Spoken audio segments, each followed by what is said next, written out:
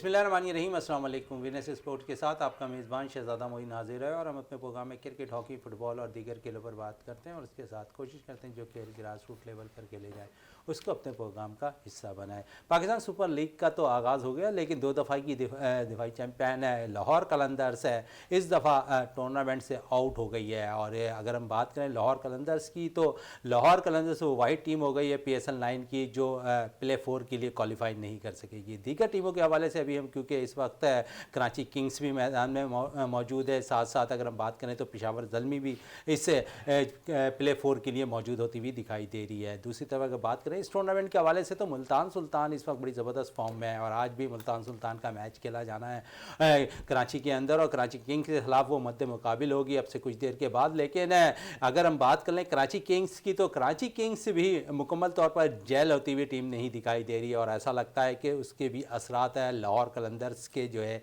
उस पर पड़ते हुए दिखाई दे रहे हैं। सारे सूरत पे भी बात करेंगे। हमारे साथ मौजूद है हमारे साथी स्पोर्ट्स एनालिस्ट और विनर्स टीम का हिस्सा रियाजुद्दीन साहब हमारे साथ स्टूडियो में मौजूद हैं। उनके साथ साथ senior sports analyst Javed Iqbal Bhatti साहब भी हमारे साथ यहाँ पर मौजूद हैं। सबसे पहले बात करेंगे लाहौर कलंदर्स की टीम के हवाले से।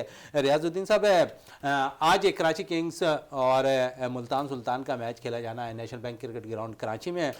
उससे कुछ देर कबल हम यहाँ पर बैठे हुए हैं क्योंकि मैच 7 बजे शुरू होना है, लेकिन ऐसा लगता है क्योंकि हमने बात की है खासकर लाहौर कलंदर्स के हवाले से शुरुआत, तो लाहौर कलंदर्स की टीम वो वाहिद टीम हो गई है जो प्ले 4 के लिए क्वालिफाई नहीं कर सकेगी और ऐसा लगता है कि 2 दफ़ा की चैंपियन टीम इस दफ़ा क्या सोच कर क्या प्लान लेकर ग्राउंड में उतर रही थी कि वहाँ पर उन्हें कामयाबी नसीब नहीं हुई है। हमने देखा शुरू के 6 मैचेस में मुसलसल उन्हें शिकस्त हुई, फिर 7वें मैच में उन्हें हमने देखा कि बारिश के बाइस उनको जो है इस मैच में भी जो है मुकम्मल तौर पर मैच ना हो सका।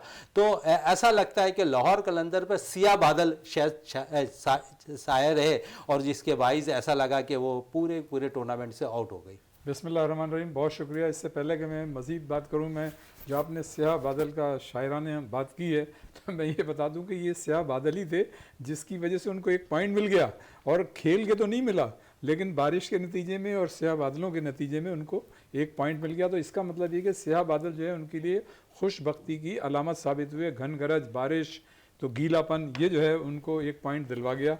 तो ये एक मतलब हिस्ट्री क्रिएट होगी। अच्छा, रह गई बात मतलब ये कि इस पूरे मतलब इवेंट में उनकी टीम क्यों नहीं चल सकी, और आप ये देखें कि होम ग्राउंड और होम क्राउड के दरमियान वो टीम जो है मुकम्मल तौर पे नाकाम रही।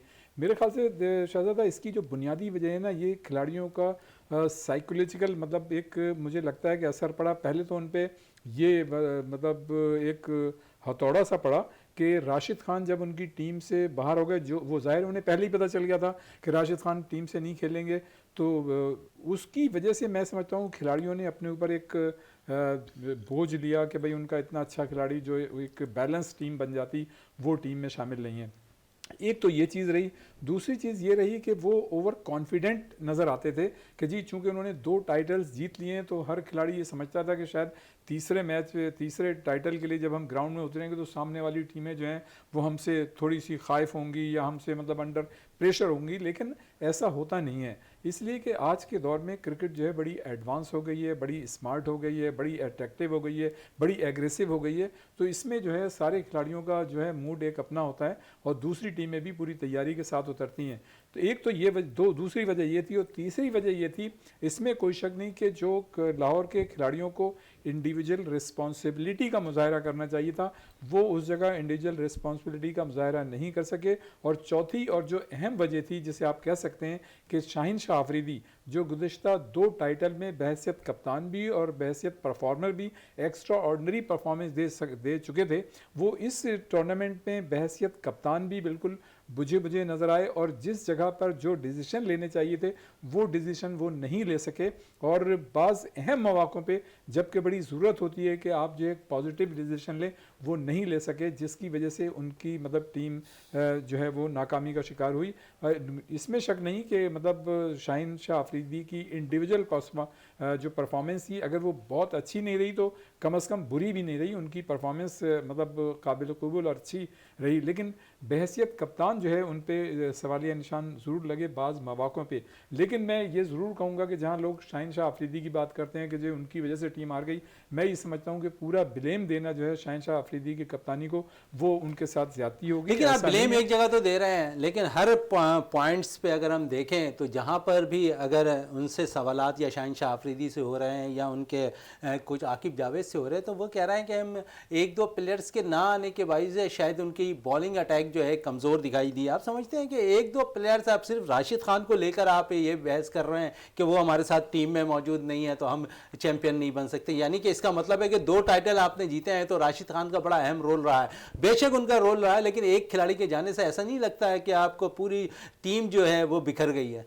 शहजादा, मैं बिल्कुल मैं ये बात कहना उस वक्त भूल गया कि जो मतलब एक बॉलिंग अटैक इनकी जो धाक थी वो इस पूरे इवेंट में जो बैलेंस एक होनी चाहिए, जो बॉलर्स की कारकर्दगी, वो हमें कहीं भी नज़र नहीं आई। और जैसा मैंने पहले कहा कि राशिद खान के ना होने से एक साइकोलॉजिकल इफेक्ट तो पड़ा है, लेकिन ऐसा कतई तौर पे नहीं होना चाहिए एक प्रोफेशनल टीम के लिए, प्रोफेशनल खिलाड़ियों के लिए, कि अगर कोई एक खिलाड़ी नहीं है तो उसकी वजह से टीम बैठ जाए। ऐसा नहीं होना चाहिए था। और यही कुछ आपने देखा कि पाकिस्तान टीम के साथ वर्ल्ड कप में भी हुआ था, जब आपको याद होगा कि हारिस रऊफ जो है टीम से बाहर हो गए थे, या नसीम शाह, मतलब ये कि टीम से बाहर हो गए थे, हाँ नसीम शाह टीम से बाहर हो गए थे, तो उनकी वजह से पूरी टीम जो है साइकोलॉजिकल एक इफेक्ट हुआ और वो टीम जो है हमारी कोलैप्स होती हुई नजर आई और वो परफॉर्मेंस नहीं दे सकी जो परफॉर्मेंस उन्हें देनी चाहिए थी।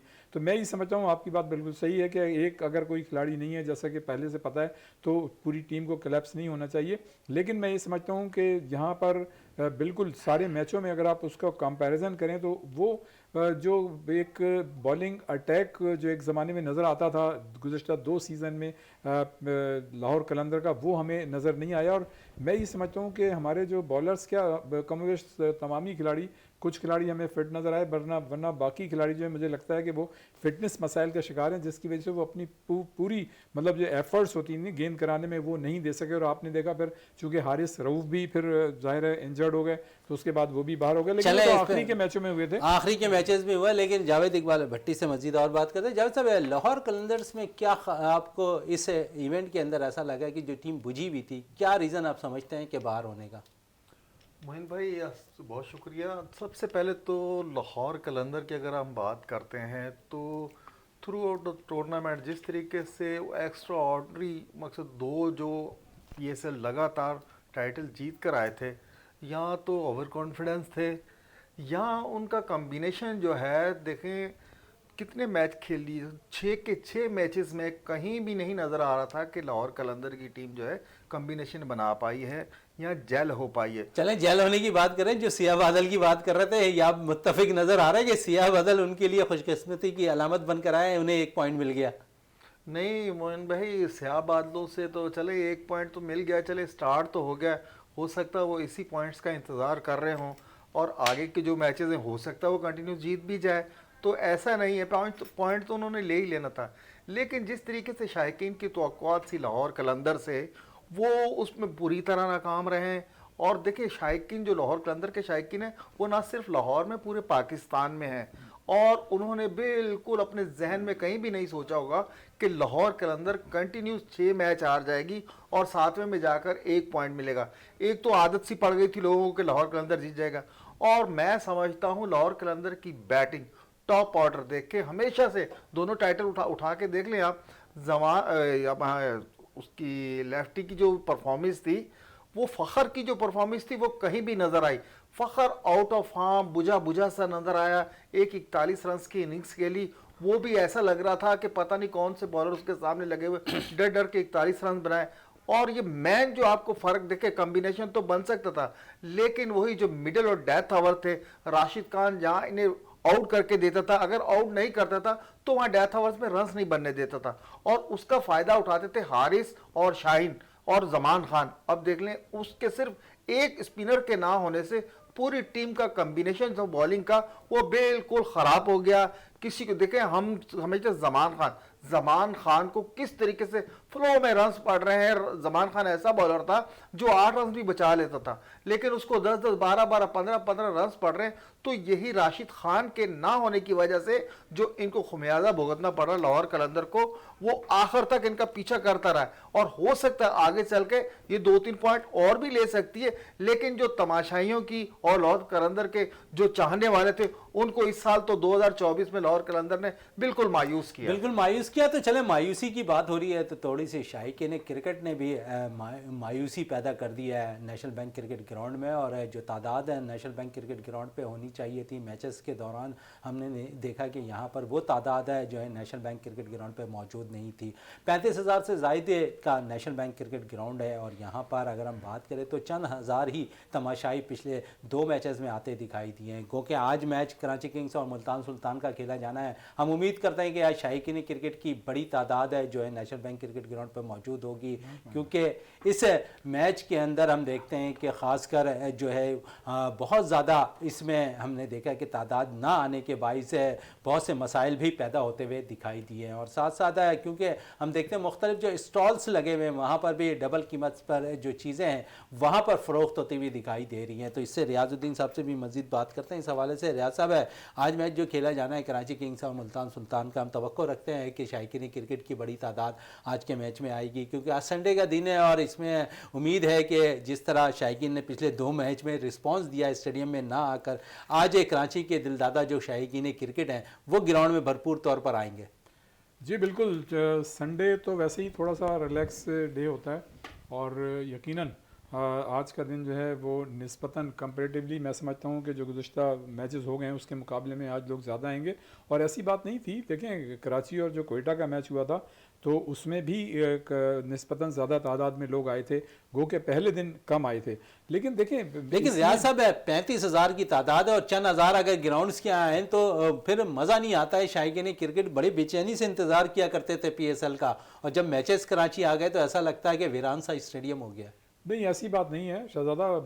मैं समझता हूँ कि कई बहुत सारे मौके ऐसे आए जिसमें ये जैम पैक रहा है स्टेडियम, ऐसी बात नहीं है। लेकिन हमें दूसरी तरफ थोड़ा सा रियलिस्टिक होकर भी सोचना पड़ेगा कि जो दुश्वारी का सामना करना पड़ता है हमारे शायकीन को स्टेडियम तक पहुंचने के लिए, मैं ये समझता हूं कि सिक्योरिटी पे तो कोई कंप्रोमाइज़ नहीं होना चाहिए। सिक्योरिटी तो आप जितनी हाई अलर्ट रखें, आप बिल्कुल चेक करें हर चीज़, उसके बाद ही अंदर जाना चाहिए, इस पर तो दो राय नहीं हो सकती।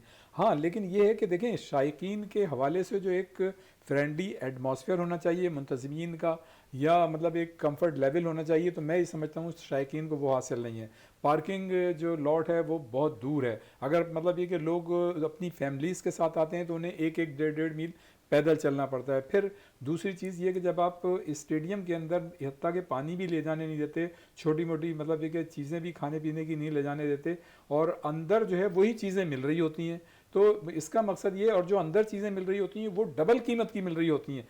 तो एक तो ट्रांसपोर्ट का मसला, एक वहाँ तक पहुँचने का मसला, तो और अगर इंडिविजुअल कैपेसिटी में भी कोई 1-2 लोग अगर बाइक पे भी जाएं, गाड़ी वालों के लिए तो पार्किंग दूर है वहाँ से कराएं, अगर बाइक पे भी हैं तो वो भी मतलब काफ़ी पैदल चलना पड़ता है। फिर एक जो फ्रेंडली एटमॉस्फेयर है वो मैं समझता हूँ कि नहीं है। मैंने खुद इस चीज़ को नोट किया, अभी 2 दिन पहले जो मैच हुआ था कराची किंग्स का और कोयटा ग्लैडिएटर्स का, मैं खुद मतलब मैंने जाके जायज़ा लिया बाहर से, तो जो मतलब 1 number, 2 number, 3 number, 4 number gate है जो उसकी इंट्रेंस है, वहाँ से वो मेन रोड से निस्बतन करीब थी। लेकिन शायकीन को जिनके पास 1, 2, 3, 4 गेट के टिकट थे उनको उस गेट से एंटर नहीं होने दिया गया, बल्कि वो पूरा घूम करके 3-4 फरलांग वो पीछे से 6 नंबर गेट से वो अंदर होंगे और फिर वापस आएंगे 4, 3, 2, 1 वाले गेट पे। तो मैं समझता हूँ कि इतनी लोगों के लिए दुश्वारियाँ। फिर सबसे ज़्यादा जो मसला है कि अंदर का जो मतलब टॉयलेट का या वॉशरूम का जो है माहौल है वो हाइजीनिक नहीं है। देखिए, अगर इंडिविजुअल कैपेसिटी मैं चला जाता हूँ, आप चले जाते हैं, कोई बंदा है वो तो चलें गुजारा कर लेगा, लेकिन जो लोग फैमिलीज़ के साथ होते हैं, बच्चे होते हैं, ख़वातीन होती हैं, तो उनके लिए एक मतलब ये चीज़ जो है वॉशरूम की वो हाइजीनिक होनी चाहिए, ऐसा एटमॉस्फेयर होना चाहिए। तो ये 2-4 चीज़ें ऐसी हैं जिससे शायकीन जो है वो फिर अगर जो एक मरतबा आ जाता है तो वहाँ का जो हालात होते हैं उसकी वजह से वो मतलब बैकआउट हो जाता है। तो मैं ये समझता हूँ कि देखें, क्रिकेट इतनी तरक्की कर गई है, पाकिस्तान क्रिकेट बोर्ड का इतना माशाल्लाह बजट है, करोड़ों में, अरबों में मतलब अर्न कर रहे हैं, इसी तरह फ्रेंचाइज हैं वो भी हैं, तो कम से कम शायकीन के लिए कोई ऐसा एट्रैक्टिव मतलब एक माहौल होना चाहिए जो उनको आमादा करे वहाँ पे खुशकुन तरीके से कि वो स्टेडियम जाएं। तो मेरे ख्याल से बहुत सारे मसाइल हैं। एक तो ट्रांसपोर्ट के मसाइल हैं, जब मैचेस होते हैं तो ट्रैफिक जो है वो एक एक डेढ़ घंटे किसी भी जगह स्टक रहता है, तो लोग जो है मतलब जो फैमिली के लोग हैं वो इससे चलो ज़ाहिर है ट्रैफिक की घबराते बात हैं। कर ली तो इसमें तो हमारे साबका क्रिकेटर भी फंस गए, वो भी वापस चले गए, क्या कहेंगे वसीम अकरम वक़ारी इसके हवाले देखिए से? वो तो खैर एक ऐसा मसला है जो हमारे यहाँ पूरे साल ही रहता है, ये तो मसला हल ही नहीं हो रहा। मतलब बाज़ जगह जो अच्छा कोई देखने वाला नहीं है। एक ज़माने में हमने देखा था कि जब कंस्ट्रक्शन रोड्स की वगैरह की होती थी या जो फ्लाईओवर बन रहे होते थे तो एक मुतबादिल रास्ता बड़ा इज्जतदार कम से कम ऐसा बना देते थे कि वहाँ से गाड़ियाँ निकलती थी। अब तो मुतबादिल रास्ता जो है खुद गाड़ी वाले बनाते हैं और वो गड्ढे से निकलते हुए करते हुए आते हैं, वरना पहले कम से कम ऐसा होता था कि मुतबादिल रास्ता जो है वो भी इज्जतदार थोड़ा सा बना देते थे, तो वो भी नहीं है। मतलब रोड खुद ही मोटरसाइकिल वाले गाड़ियों वाले अपना रास्ता बनाते हैं और वो वहाँ से आते हैं और ट्रैफिक जो एक डेढ़ घंटे जाम रहता है। इसमें भी कोई शक नहीं है कि जो ट्रैफिक पुलिस है वो भी इंतज़ाम करने की कोशिश करती है। बाज़ जो ट्रैफिक पुलिस वाले हैं वो तो वाकई अपना मतलब दिलो जान से कर रहे होते हैं, लेकिन ऑन द होल जो माहौल है वो मैं समझता हूँ कभी कतई तौर पे फ्रेंडली नहीं है। सॉरी टू से विद ऑल ड्यू रिस्पेक्ट, जो लोग भी मतलब ये कि सुन रहे हैं देख रहे हैं अगर वो इस चीज़ से हर्ट हो रहे हैं तो सॉरी टू से विद ऑल ड्यू रिस्पेक्ट, लेकिन कतई तौर पे मैं समझता हूँ कि माहौल जो एक फ्रेंडली होना चाहिए के लिए नहीं है जिसके लिए जिसकी वजह से सही बात आप कह रहे हैं। जहाँ साहब आपकी क्या राय है? मोइन भाई बिल्कुल मेरी भी यही राय है। जब तक आपका ये जो एजेंसियां खासकर सिंध पुलिस, जब तक आपका जो है ना माहौल दोस्त और जो तमाशाई आ रहे हैं उनके साथ रवैया अच्छा नहीं होगा, बिल्कुल प्यार मोहब्बत वाला अगर आप रवैया उनके साथ रखेंगे, उनकी पार्किंग का सही बंदोबस्त करेंगे। फ़र्ज़ करें अगर बच्चे दूर से आ रहे हैं, कोने कोने के कराची से आते हैं, बाइक्स पर आते हैं, तो आप देखें हसन स्क्वायर पे बाइक खड़ी की हुई है, डालमिया में खड़ी की हुई है। देखिए वो मैच क्या देखेंगे अंदर जाकर, अगर वो मैच देखने जा रहे हैं। और कई बच्चे तो ऐसे उन्होंने शिकायतें की कि हैंड फ्री तक पुलिस वाले ले लेते हैं।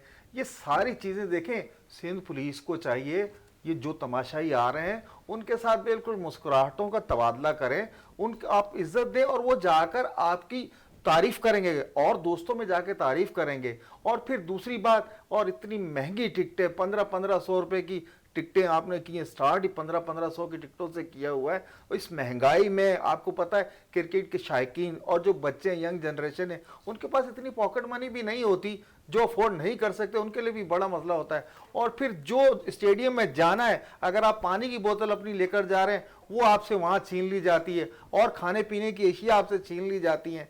तो फिर किस तरीके से बंदा स्टेडियम में जाकर और फिर जब वो मैच देखकर ख्वार होकर जब घर पहुंचता है, उसके सैकड़ों यार दोस्त है उनको जाकर बताता है कि मैं मैच देखने गया तो ये प्रॉब्लम है। तो ये चीजें सब दूसरे सुनते हैं तो वो तो स्टेडियम की तरफ जाने का नाम नहीं लेते, वो कहते हैं घर बैठ के टीवी में मैच देखें। चलें घर बैठ के टीवी पे एंजॉय करें, लेकिन अगर हम देखें तो भरपूर तौर पर मज़ा स्टेडियम पे ही आता है। लेकिन परेशानी से बचने के लिए, क्योंकि हर किसी के पास एंड्रॉयड मोबाइल है और इससे भरपूर तौर पर वो फ़ायदा उठाते हैं। तमाम ही जगहों पे यूट्यूब पर फेसबुक पर जो हम देखते हैं कि मैचेस आ रहे हैं, शायद इस वजह से भी शायकीन क्रिकेट की तादाद थोड़ी सी कम आती हुई स्टेडियम में दिखाई दे रही है। चले दूसरी तरफ भी घूमते हैं, क्योंकि अगर हम बात करें मोहसिन नकवी के हवाले से, जो चेयरमैन क्रिकेट बोर्ड पाकिस्तान है, उन्होंने अब बहुत जल्द फैसला करने के लिए स्टाफ तैयार कर लिया। और वो स्टाफ ये है कि पाकिस्तान में गैर मुल्की कोचेस के हवाले से वो ज़रूर बहुत ज़्यादा सरगर्म नज़र आ रहे हैं। रियाजुद्दीन साहब से इसी हवाले से मज़ीद भी बात करते हैं। रियाज साहब, अब पाकिस्तान क्रिकेट बोर्ड के जो चेयरमैन हैं मोहसिन नकवी साहब है, वो बहुत ज़्यादा तरजीह दे रहे हैं कि गैर मुल्की कोचेस और स्टाफ जो देकर है वो भी गैर मुल्की कोचेस का हो। आप समझते हैं ये बेहतर फैसला रहेगा? क्योंकि पाकिस्तान ने न्यूजीलैंड के खिलाफ सीरीज़ खेलनी है, इंग्लैंड के खिलाफ T20 सीरीज़ खेलनी है, आयरलैंड की टीम ने पाकिस्तान आना है, तो आप समझते हैं कि ये बेहतर फैसला रहेगा गैर मुल्की कोचेस का? लेकिन हमने देखा कि कुछ फैसले उन्होंने जावेद मियादाद के हवाले से भी कहे, और कल हमने देखा बाकायदा सोशल मीडिया पर भी जावेद मियादाद ख़वातीन क्रिकेटर्स के साथ उनको ग्रूम करते हुए नज़र आ रहे थे नेशनल हाई परफॉर्मेंस सेंटर पर। जी बिल्कुल। जो देखें, जब मोहसिन नकवी साहब से मुलाकात की थी जावेद मियादाद साहब ने, तो उस वक्त ही ऐसा लग रहा था कि यकीनन उनसे उन्होंने कंसल्ट भी की होंगी, कुछ चीज़ें मशवरे भी किए होंगे, कुछ बातें भी की होंगी। इसमें तो कोई शक नहीं कि जावेद मियादाद का जो एक्सपीरियंस है, एक्सपोजर है, एक्सपर्टीज़ हैं, वो मेरे ख्याल से बहुत कम ऐसे क्रिकेटर हैं पाकिस्तान में जिनकी है। और उनकी यकीनन जो टेक्निकल चीज़ हैं, जो उनकी एक्सपर्टीज़ है, उससे फ़ायदा भी उठाना चाहिए, एक अच्छी बात है। और मैं समझता हूँ कि मोहसिन नकवी साहब को काफ़ी कुछ चैलेंजेस का सामना होगा। अब ज़ाहिर है वज़ारत आला तो उनके पास नहीं है, इसलिए कि पंजाब की वज़ारत आला का ऐलान हो चुका है। अब मैं समझता हूँ कि वो जो है बाकायदा इधर कंसंट्रेट करेंगे, फोकस करेंगे। और ये एक बड़ी अच्छी बात है कि अगर देखें कोचेस कोई भी लेके आएँ, लेकिन उनका टेन्योर जो है वो पूरा होना चाहिए ताकि उनको मौके मिलें। इसलिए कि जो कोचेस होते हैं उनकी एक पूरी टीम होती है और वो एक प्लान के साथ चलते हैं। तो आप मतलब जो भी आता है अगर वो अपने प्लान के साथ, जैसे जो भी आप ये देखें कि हमारे मुल्क में तो ये है कि कम कम अरसे में जो है चेयरमैन चेंज हो जाते हैं। आप ज़का अशरफ को ने बहुत कम टाइम गुजारा, रमीज़ राजा ने बहुत टाइम कम गुजारा, इससे पहले जो भी मतलब थे नजम सेठी साहब। तो मतलब ये हमारे यहाँ एक तरीक़ा कार होना चाहिए कि जो जिसका टेन्योर है वो कम अज़ कम पूरा होना चाहिए, और जो प्लान है, जो आपके प्रोग्राम है, वो जो है कवानीन के तहत उसका पे अमल दरामद होना चाहिए, जो कि नहीं होता। और ये भी बात मतलब ये कि बड़ी अच्छी है कि पाकिस्तान क्रिकेट बोर्ड जो है वो बाकायदा इस तरह की एडवाइजरी कमेटीज़ बना रहा है जिसमें सिर्फ टेस्ट क्रिकेटर्स यानी साबिक फॉर्मर क्रिकेटर्स होंगे। तो ये भी अच्छी बात है। देखिए क्रिकेट की चीज़ों को क्रिकेट के साबिक प्लेयर्स जितने ज़्यादा बेहतर तरीके से मतलब समझ सकते हैं या उसको हल करने की जानिब तवज्जो दे सकते हैं, कोई और नहीं कर सकता। कोई और नहीं करता। इसमें मजीद गुफ्तगू होगी चेयरमैन के हवाले से, मोहसिन नकवी के हवाले से, क्योंकि गैर मुल्की कोचेस का इंतखाब करना थोड़ा सा दुशवार ज़रूर नज़र आ रहा है, लेकिन शायद वो पाकिस्तान क्रिकेट बोर्ड और पाकिस्तान टीम के लिए सूदमंद साबित होता हुआ दिखाई दे। इस पर ब्रेक के लिए कहा जा रहा है, ब्रेक से वापस आते हैं तो गुफ्तगू को मजीद जारी रखते हैं।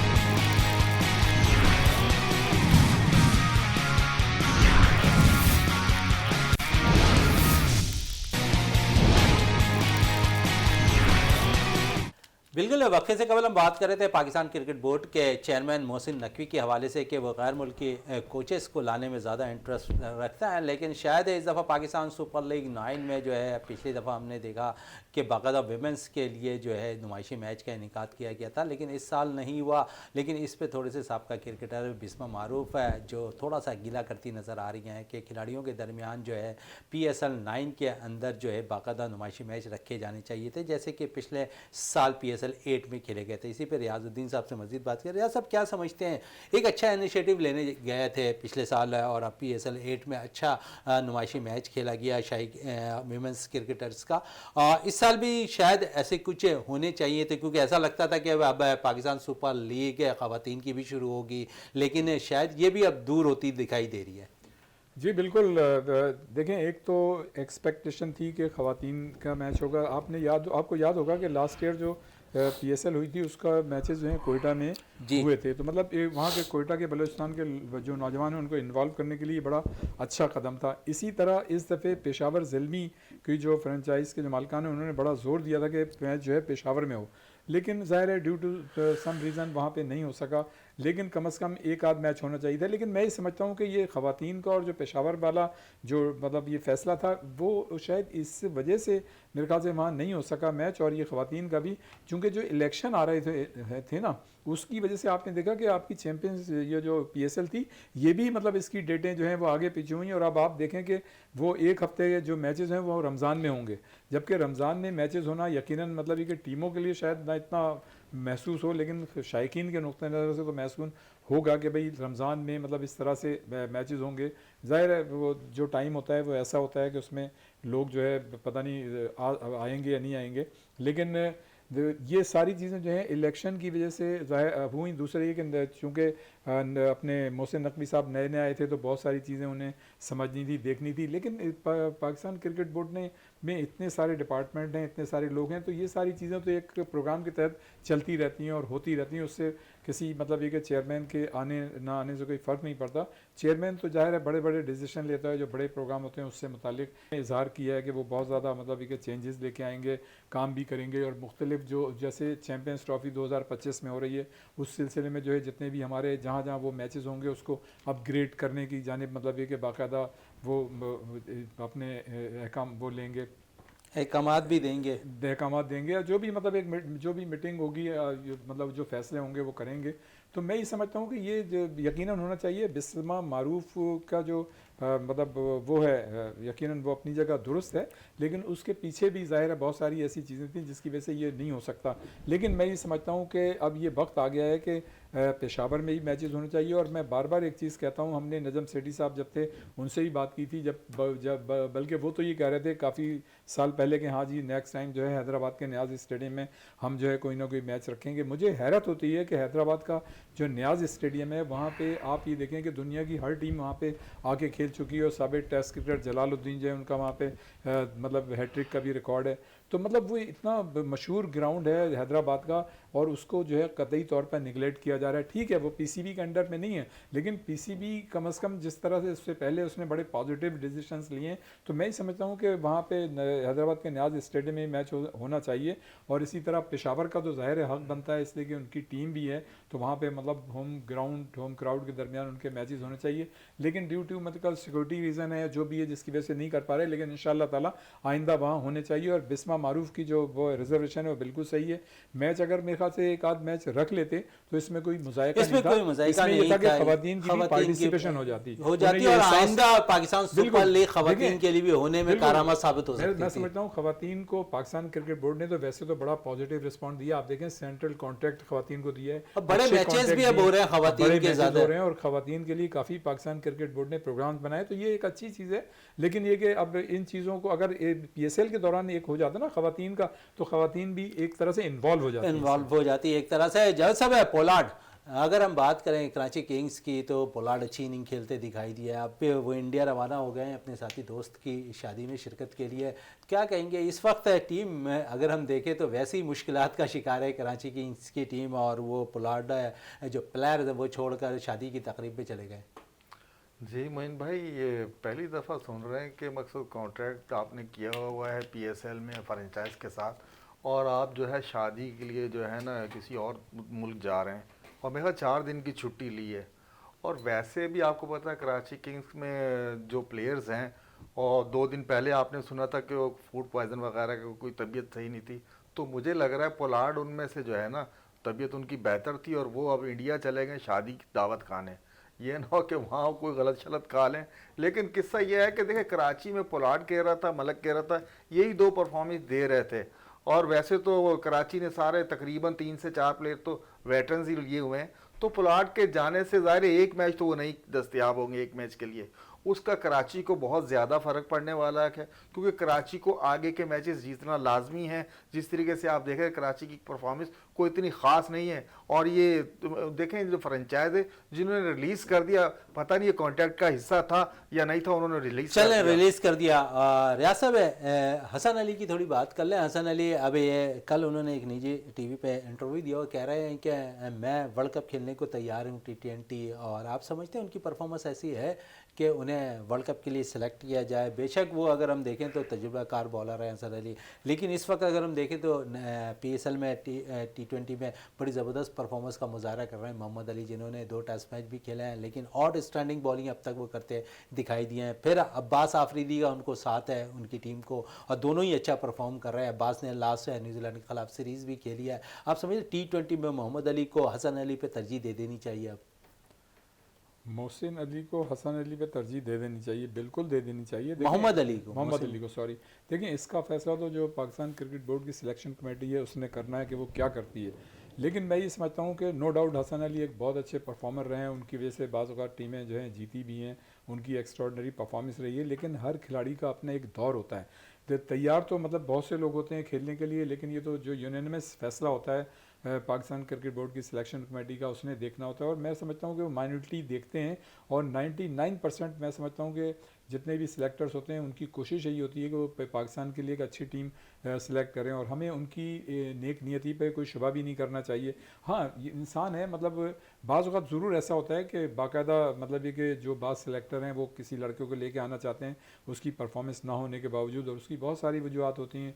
और हमारा कल्चर भी ऐसा है शहज़ादा कि हमारे कल्चर में मतलब ये कि अगर कोई किसी से बात कर ले, घर जाके बात कर ले, मीटिंग कर ले, या 1-2 मरतबा उसको फ़ोन कर ले, तो फिर लोग जो है नरम हो जाते हैं। ये हमारे कल्चर का हिस्सा। लेकिन मैं ये समझता हूँ कि पाकिस्तान की कीमत पे, पाकिस्तान क्रिकेट टीम की परफॉर्मेंस की कीमत पे कम से कम हमें जो है ये नहीं करना चाहिए। और जहाँ तक आपने बात ली बात की मोहम्मद अली की, अब्बास आफरीदी की, तो ज़ाहिर है जिनकी आउटस्टैंडिंग परफॉर्मेंस होती है, मेरिट जिनकी बनती है, तो उन्हीं खिलाड़ियों को ज़ाहिर है मौका भी मिलना चाहिए। हसन अली नो डाउट अच्छे प्लेयर होंगे, लेकिन अगर आप कंपैरिजन करने लगेंगे टीम को सिलेक्शन के हवाले से, तो मैं ये समझता हूँ कि जो इस वक्त हमें नज़र आ रहा है, मुझे नहीं पता कि वो आगे जो है PSL में 6-6, 7-7 विकेटें ले लें और वो मेरिट पे आ जाएं, वो एक अलग बात है। लेकिन जो हमें अभी परफॉर्मेंस मोहम्मद अली की नज़र आ रही है, जिस तरह से उन्होंने एक्स्ट्रॉर्डनरी गेंदें की हैं, या जिस तरह से अब्बास आफरीदी का हमें एग्रेशन नज़र आ रहा है, जिस तरह से वो खेल रहे हैं, तो मैं ये समझता हूँ कि जो भी खिलाड़ी आउटस्टैंडिंग परफॉर्मेंस देगा, मेरिट पे होगा, उसका हक बनता है। उसी अगर के साथ हसन साथ अली जावेद करें, साहब लेकिन जमान खान, हारिस रऊफ और जमान खान दोनों की परफॉर्मेंस इस PSL में कोई ख़ास कारकर्दगी उनकी नज़र नहीं आ रही। तो अभी हाल ही में जमान खान वाहिद बॉलर है पाकिस्तान के, डग ओवर्स में बड़ी अच्छी बॉलिंग कर रहे हैं। आप समझते हैं कि इस वक्त तो PSL में मुकम्मल तौर पर नाकाम नज़र आ रहे हैं। अगर पाकिस्तान टीम न्यूजीलैंड के ख़िलाफ़ सीरीज़ में उन्हें मौका फराम करती है, फिर इंग्लैंड है, फिर आयरलैंड की टीम के ख़िलाफ़ पाकिस्तान ने सीरीज़ खेल ली है, तो आप समझते हैं ये 2-3 ममालिक हैं जिनके ख़िलाफ़ आखिरी हमने मैचेस खेलने हैं, उसके बाद फिर वर्ल्ड कप खेलना है, तो आपके पास थोड़ा सा वक्त ज़रूर है इन बॉलर्स को चेक करने का मज़ीद। बिल्कुल मोइन भाई, देखें जमान की थ्रू आउट टूर्नामेंट कोई परफॉर्मेंस नहीं है। जो उनके मकसद एक था ना, नाम था कि जमान खान ऐसा बॉलर है जो मकसद अगर 6-7 रन भी हों तो वो बचा लेगा। तो जमान खान में वो क्वालिटी नज़र नहीं है, लेकिन एज ए सीनियर बॉलर जिस तरीके से वो बिग बैश भी खेल कर आया, वो किसी भी लम्हे कम कर सकता है। जैसे आपने बात की हसन अली की, देखिए हसन अली, अब आप देखिए PSL में हमें बैट्समैन से ज़्यादा बॉलर नज़र आ रहे हैं। आप मोहम्मद अली को ले लें, आप मीर हमजा को ले लें, आप वसीम जूनियर को ले लें, आप नसीम शाह को ले लें, हुनैन शाह को ले लें, तो इनमें तो हसन अली दूर दूर तक कहीं नज़र नहीं आ रहा। और जिस तरीके से अब मोहसिन नकवी साहब जो है चेयरमैन आए PCB के बनकर, और लग यही रहा है, मैंने किसी और चैनल में भी कहा था कि ये पाकिस्तान क्रिकेट के मोहसिन साबित हो सकते हैं। जिस तरीके से वो प्लान लेकर आ रहे हैं और अपने साथ अपनी टीम लेकर आ रहे हैं, और देखिए क्रिकेटिंग फैसले उन्होंने क्रिकेटर्स भी छोड़ दिए हैं, उनकी अलग से एडवाइजरी कमेटी बना दी है। तो अगर ये 3-4 चीज़ें मोहसिन नकवी की नज़र में जो है, और जो प्लान लेकर आ रहे हैं, और पूरा पीरियड उन्हें मिलता है 3 साल का, क्योंकि हमने आगे चैंपियन ट्रॉफी भी खेलनी है, उसमें भी तकरीबन 50-50 वाला हिसाब है, उस पर भी थोड़ा सा ये मोहसिन नकवी को मेहनत करनी होगी। तो ये जो बॉलर्स हैं, आपने जिनको आजमाना था आजमा चुके, अब जो आ रहे हैं, जैसे मोहम्मद अली का आपने नाम लिया, मोहम्मद अली तो डिजर्व करता है, जिस तरीके से उसके पास वैरायटियां हैं और जिस तरीके से वो बॉल करा रहा है, उसके पास हर बॉल है, 5-6 की 6 अलग बॉलें भी करा रहा है, और अभी तक देखिए टूर्नामेंट में उसको रन नहीं बने, और टॉप विकेट टेकर है आपके टूर्नामेंट का। टॉप विकेट टेकर है। ये तो हमारे फास्ट बॉलर्स की थोड़ी सी बात हो गई, थोड़े से स्पिनर्स की भी बात कर लें। नौजवान स्पिनर उस्मान तारिक है ने काफ़ी मुतासिर कर दिया अपने मैचेस के दौरान सेलेक्टर्स को, और साथ साथ इब्रार बड़ी ज़बरदस्त बॉलिंग कर रहे हैं इस पाकिस्तान सुपर लीग 9 में, और भरपूर तौर पर उसामा मीर, जिनसे तवक्कुआत है कि वो पाकिस्तान का मुस्तकबिल है, बड़ी ज़बरदस्त कारकर्दगी स्पिनर्स में उनकी भी दिखाई दे रही है, उसामा मीर की भी। इन तीनों बॉलर्स के हवाले से बात करेंगे। रियाज साहब, जिस तरह इन तीनों बॉलर्स का मैंने जिक्र किया, आप समझते हैं कि इसमें जिस स्टाइल से बॉल कर रहे हैं उस्मान तारिक, जिन्होंने काफ़ी मुतासिर किया, थोड़ा सा डिफरेंट स्टाइल है, थोड़ा रुक कर आते हैं, बॉल करते हैं, बैटर्स को थोड़ी सी परेशानी होती है, ऐसे बॉलर्स T20 में कितने कारआमद हो सकते हैं? जी, बड़ा उस्मान तारिक का जो एक्शन है ना, वो आजकल बड़ा ज़ेर बहस है। आप किसी ऑफिस में चले जाएं, होटल में चले जाएं, कॉलेज के मतलब लड़के मतलब स्टूडेंट से बात करें, तो उनका जो एक स्टाइल है ना, वो बिल्कुल मुनफरिद स्टाइल है। मतलब स्पाइट तो जो मतलब स्टाइल है, हमने उनका भी देखा था। अब्दुल कादिर, अल्लाह ताला उन्हें जवार रहमत में जगह था फरमाए, बहुत ही अच्छे बॉलर थे पाकिस्तान के। तो ये इनका जो है बिल्कुल ही अलग किस्म का है। जैसे शैन वॉर्न हुआ करते थे, मतलब मुरलीधरन जैसे हुआ करते थे, तो ये वो स्टाइल हैं ये इन स्पिनर्स के जो बिल्कुल मुनफरिद होते थे। तो मेरे ख्याल से उस्मान तारिक का भी बिल्कुल वैसे ही है कि वो आते हैं, बहुत ही कम कदम लेते हैं और फिर ठहर जाते हैं और फिर उसके बाद बॉलिंग करते हैं। तो ये तो उनका खैर एक्शन है जिसकी वजह से वो थोड़ा सा मतलब इस वक्त पब्लिक में इन है। हाँ, रह गई उन जो उन्होंने बॉलिंग की है उसकी वजह से, तो वो क्रिकेटर्स में भी अब इन हो गए हैं।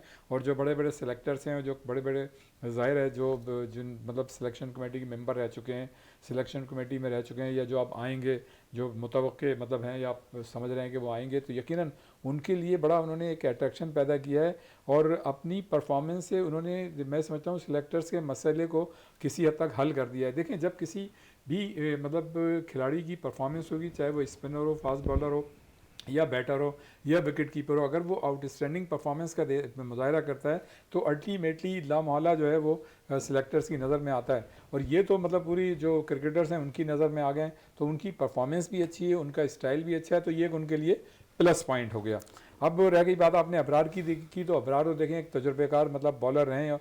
अनफॉर्चुनेटली जब वो इत्तेफाक से ऑस्ट्रेलिया गए थे तो वहाँ पे वो फिटनेस मसाइल का शिकार हो गए थे, तो वो आ गए थे, उन्हें मौका नहीं मिला। जिस तरह से अभी उन्होंने 1-2 दिन पहले 3 विकेटें ली हैं, मैं समझता हूँ कि उन्होंने बड़ा कमाल किया।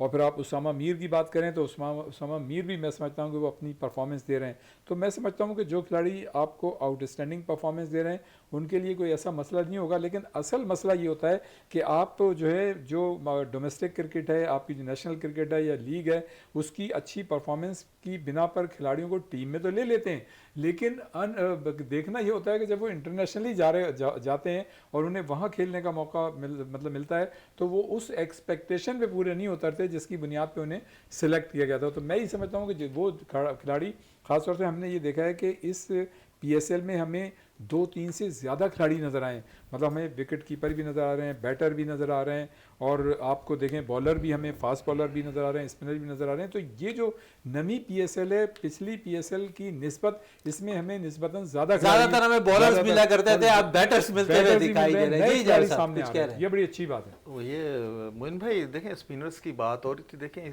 इस PSL में हमें 3 से 4 स्पिनर मिल गए हैं, क्योंकि आपकी कौमी टीम में स्पिनर्स की जगह खाली है। ना नवाज परफॉर्मेंस कर रहा है, ना शादाब परफॉर्मेंस दे रहा है, ठीक है। आरिफ याकूब आ गया, उस्मान तारिक आ गया, अबरार आ गया, उसामा मीर आ गया। ये लड़के आउटस्टैंडिंग बॉलिंग कर रहे हैं और इनमें नज़र आ रही है इनकी जो बॉडी लैंग्वेज है, वहाँ से पता है। और उस्मान तारिक का तो स्टाइल इस तरीके का है, इस तरीके की बॉलिंग करवा रहे हैं, और कैरम बॉल पे तो समझो उनको अबूर हासिल है। और जिस तरीके का स्टाइल है, छोटा सा स्टाइल है, और वो मजबूर करता है बैट्समैन को गलती करने के लिए। देखिए वो बड़े बड़े बैट्समैनों को उड़ा के रख दिया उस लड़के ने, और आगे इसका जो आने वाले जो इसका अरूज नजर आ रहा है इस लड़के का। अगर पाकिस्तान क्रिकेट बोर्ड इन चारों बॉलर्स को उठाए और इन्हीं को सिलेक्ट करे, क्योंकि आपके पुराने बॉलर खत्म हो गए, अब आपको बिल्कुल नए बॉलर दरकार हैं। अगर आपने परफॉर्मेंस लेनी है टीम से, जो डेथ ओवर होते हैं, जब स्पिनर को स्पिनर का काम दिया जाता है, तो वो ये लड़के करने की सलाहियत रखते हैं। रखते हैं 4 बॉलर्स में 2 बॉलर्स के लिए, क्योंकि दोनों ही नौजवान हैं, उस पर थोड़ी बात मजीद और भी करेंगे। आरिफ याकूब और उस्मान तारिक है, आप समझ रहे हैं रियाज साहब है कि दोनों ही डग ओवर्स के अंदर अच्छी बॉलिंग परफॉर्म कर सकते हैं, जिस तरह उन्होंने इससे PSL में भी दोनों ने यही काम किया है। जी बिल्कुल, देखें एक तो मौके की बात होती है, और ये जो PSL है आपका, मैं ये समझता हूँ नए खिलाड़ियों के लिए बड़ा एटमॉस्फेयर उनके लिए पॉजिटिव होता है। एक ज़माना था कि हमारे खिलाड़ी जो थे अपने शायकीन को और अपने ग्राउंड को तरस गए थे, मतलब यहाँ एक्टिविटीज़ नहीं होती थी, लेकिन PSL ने, मैं समझता हूँ कि एक ऐसा खिलाड़ियों का इंटरेस्ट जो है क्रिकेट में, पहले सिर्फ खेलने के लिए ऐसे ही, तो ये एक बड़ा फ़र्क है। तो PSL ने, मैं समझता हूँ कि एक इनकलाबी काम किया खिलाड़ियों का कर दिया। और जो आपने, और रियासत दुनिया का दूसरा बड़ा ब्रांड बन गया है, जाहिर यहाँ से प्लेयर्स तो निकलेंगे। जी बिल्कुल, पाकिस्तान की माशाल्लाह आबादी भी देखें 24 करोड़ के करीब है, और हर खिलाड़ी जो ग्राउंड में नज़र आता है, मुख्तलिफ हमने देखा है जो अकेडमीज़ में खेल रहे हैं, माँ बाप इस तरह से उनको लेके आते हैं कि भाई अच्छा। उसमें एक ये बात ज़रूर है कि अगर खिलाड़ी देखें, सारे खिलाड़ी तो नहीं आ सकते इस वक्त, कोई मेरे ख्याल 20-25 हज़ार बच्चा पूरे पाकिस्तान में खेल रहा होगा अकेडमीज़ में, लेकिन सारे लड़के तो नहीं आते। लेकिन ये ज़रूर है कि अगर कोई एक लड़का भी गरीब घराने का आ गया तो उसकी महरूमियाँ जो हैं दूर हो जाती हैं। उसी गरीब घराने से एक आरिफ याकूब लड़का निकल कर सामने आया है रियाज जी, आपने अभी नाम लिया था उसका, बिल्कुल हारिस याकूब है, आरिफ याकूब, हाँ, तो आरिफ याकूब, सॉरी आरिफ याकूब है। और फिर ये तो बिल्कुल एक नया नाम था, और जिस तरह से उसने गेंद की, और बिल्कुल यंग मतलब वो है बिल्कुल बहुत ही ज़्यादा, मतलब उसका अट्रैक्शन, मतलब एट्रैक्टिव। रियाज भाई डोमेस्टिक से आया, आपको सिंध प्रीमियर लीग में, पाकिस्तान T20 कप में, और कायदे-ए-आज़म ट्रॉफी में, तीनों में ये जो है डोमेस्टिक से परफॉर्मेंस देता हुआ आया है, और इसी वजह से फ्रेंचाइज ने उसको पिक किया, और उसका भी मुस्तकबिल शानदार है। लेकिन यह है कि जिस तरीके से वो बॉलिंग कर रहा है, आउटस्टैंडिंग बॉलिंग करते हुए दिखाई दे रहा है। चारों बॉलर्स के हवाले से हमने बात की, खासकर स्पिनर्स के हवाले से, चारों स्पिनर से, और बड़ी ज़बरदस्त अपनी अपनी फ्रेंचाइज से ये बॉलिंग करते हुए दिखाई दे रहे हैं। उनमें एक खास नाम आरिफ याकूब की बात की हमने, उस्मान तारिक की बात की, और दोनों ही गरीब घराने से ये दोनों प्लेयर्स निकल कर आए, और दोनों ही ने डोमेस्टिक क्रिकेट काफ़ी खेली है, क्लब क्रिकेट बहुत ज़्यादा खेली है और उसका भरपूर तौर का मुजाहरा जो है वो PSL 9 में अपनी फ्रेंचाइज की जानिब से करते हुए दिखाई दे रहे हैं। जावेद साहब आपका शुक्रिया, रियाज साहब आपका शुक्रिया। प्रोग्राम का अख्ताम करते हैं इस दुआ के साथ कि पाकिस्तान में खेल और खिलाड़ी तरक्की करते रहें और पाकिस्तान का सब जिलाली परचम दुनिया भर में रोशन रहे। इसी के साथ अपने मेज़बान शहजादा मोइन को इजाज़त दें। पाकिस्तान जिंदाबाद।